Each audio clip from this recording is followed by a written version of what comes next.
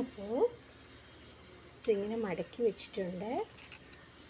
അടുത്ത രണ്ടാമത്തത് മടക്കി വെച്ചിട്ടുണ്ട്. നമുക്ക് ഇനി ഇങ്ങനെ മടക്കിയിട്ടുണ്ട്. നമുക്ക് ഇനി ഇത് ജോയിൻ ചെയ്യണം. ജോയിൻ ചെയ്യാനായിട്ട് അല്പം ഒന്ന് ഒരു നമ്മൾ ഇവിടെ സ്റ്റിക്ക് ചെയ്യാൻ മറന്നുപോയി. നമുക്ക് ഈ വിൻഡോസ് ഒന്ന് സ്റ്റിക്ക് ചെയ്ത് കൊടുക്കാം. രണ്ട് സൈഡിലായിട്ട് നമുക്ക് ഈ വിൻഡോസ് സൈഡിൽ കൊടുത്താൽ മതി. നമ്മൾ ഡ്രോയിങ്ങിലൊക്കെ വരയ്ക്കുമ്പം വാതിലിൻ്റെ തൊട്ടടുത്താണ് നമ്മൾ വിൻഡോസ് വരയ്ക്കാറുള്ളത്. പക്ഷേ ഇങ്ങനെ ചെറിയൊരു വീടാകുമ്പോൾ അതിൽ ഈ വിൻഡോസൊക്കെ നിറഞ്ഞിരിക്കാൻ ബുദ്ധിമുട്ടായതുകൊണ്ട് നമുക്ക് ഒരു സൈഡിൽ കൊടുത്താൽ മതി. ഈ സൈഡിൽ നമുക്ക് നമ്മൾ നേരത്തെ വരച്ച് വെച്ചിട്ടുള്ള വിൻഡോസ് എടുത്ത് ഒട്ടിച്ചു കൊടുക്കാം.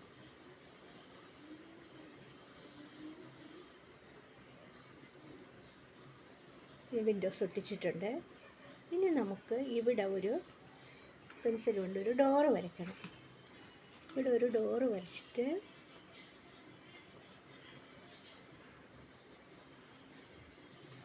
അവിടെ മാത്രം ഒന്ന് കട്ട് ചെയ്ത് കൊടുക്കാം. നടുക്കായിട്ട്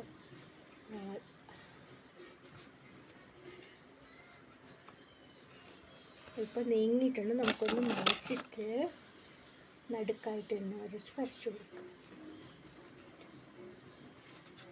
ഇതിൻ്റെ ഈ നടുക്ക് തന്നെ ഒന്ന് വരച്ചു കൊടുക്കാം.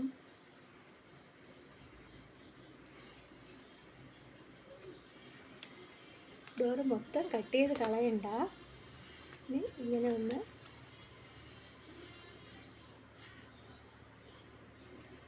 അല്പം ഒന്ന് ഈ ഡോറ് വരച്ചെടുത്തിട്ട് മാത്രം ഒന്ന് ഒരു സൈഡ് ലെഫ്റ്റ് സൈഡിലും ടോപ്പിലും കൂടെ ഒന്ന് കട്ട് ചെയ്ത് കൊടുത്താൽ മതി.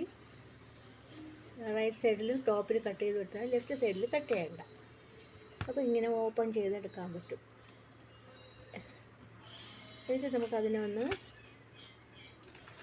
മാർക്കർ കൊണ്ട് തന്നെ ഒന്ന് വരച്ചു കൊടുക്കാം.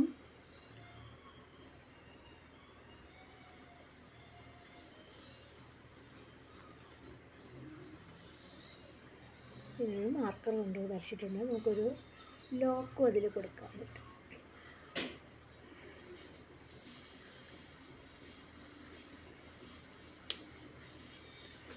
ഇനി നമുക്ക് സ്റ്റിക്ക് ചെയ്തെടുക്കണം.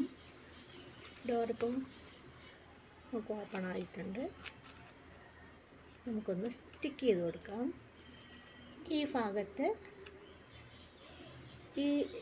ഈ വിൻഡോസ് നമ്മൾ ഒട്ടിച്ചിരിക്കുന്നതിൻ്റെ മറുവശത്ത് ഗം തേച്ച് കൊടുക്കാം. അടുത്ത ഈ സൈഡിലും ഗം തേച്ച് കൊടുക്കണം.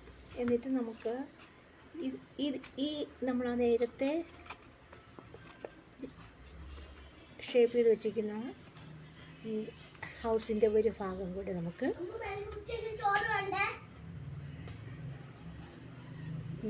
ഇങ്ങനെ ഒന്ന് ഒട്ടിച്ചു കൊടുക്കാം. ഈ സൈഡും ഒന്ന് ഒട്ടിച്ചു കൊടുക്കാം.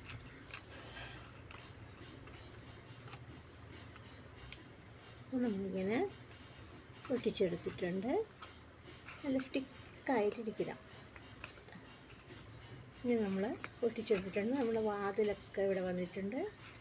വാതിലും വിൻഡോസ്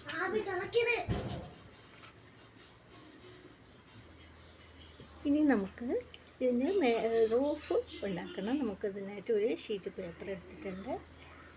ഇതിങ്ങനെ ഒന്ന് മടക്കി കൊടുക്കണം. മടക്കിയിട്ട്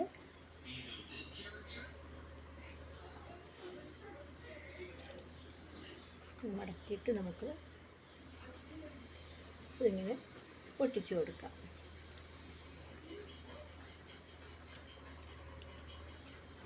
ഇവിടെയും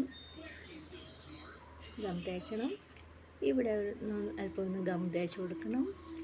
ഈ സൈഡിലൊന്ന് ഗം തേച്ച് കൊടുക്കണം. സ്ട്രോങ് ആയിട്ടിരിക്കണമെങ്കിൽ ഗം വെച്ചിട്ട് കുറച്ച് ഉണങ്ങിയിട്ട് കയ്യിലെടുക്കാവും. അല്ലെങ്കിൽ ഇത് സ്റ്റിക്കാവുമ്പോൾ അതൊന്ന് ഇളകി പോകാൻ സാധ്യതയുണ്ട്. അതുകൊണ്ട് നമ്മൾ ഒന്ന് കുറച്ച് നേരം ഒന്ന് ഷേപ്പ് ചെയ്യാൻ വച്ചേക്കണം. എങ്കിലേ അത് ഉണങ്ങി കിട്ടുള്ളൂ.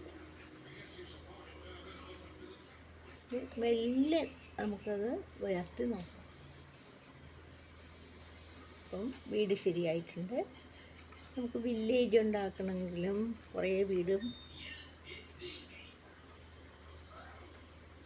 കാർഡ്ബോർഡ് വെച്ചിട്ട് ട്രീസ് എല്ലാം നമുക്ക് ഉണ്ടാക്കിയെടുക്കാൻ പറ്റും.